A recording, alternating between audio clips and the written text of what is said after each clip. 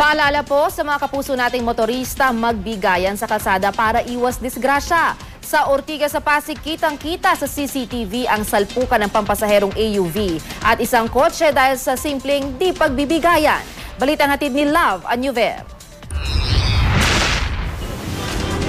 Stop, look and listen. Ito ang ilan sa mga dapat tandaan ng ating mga motorista sa tuwing tatahak tayo sa mga intersections, crossings at kalsadang walang traffic light.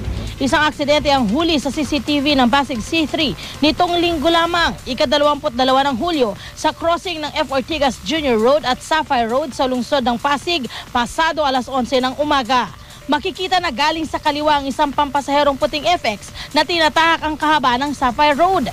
Nang malapit na itong makatawid sa kabilang dulo ng Sapphire Road, biglang sumulpot ang isang kulay asul na kotse mula sa F. Ortigas Jr. Road na makikita sa bandang ibaba ng inyong TV screen.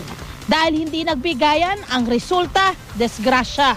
Sumalpok ang harapang bahagi ng kotse sa likurang bahagi ng puting FX. Walang naiulat na nasaktan. Nagtamo naman ng gasgasang likurang bahagi ng puting FX. Agad dumating ang ilang traffic enforcers ng Pasig upang tumulong sa mga naaksidente. Kinalaunan, nagkaaregluhan na rin ang dalawang kampo. Tandaan, para sa biyaheng maayos, payapa at iwas disgrasya, palaging magbigay ng kortesiya sa iba pang mga motorista at panatilihin po ang disiplina sa kalsada.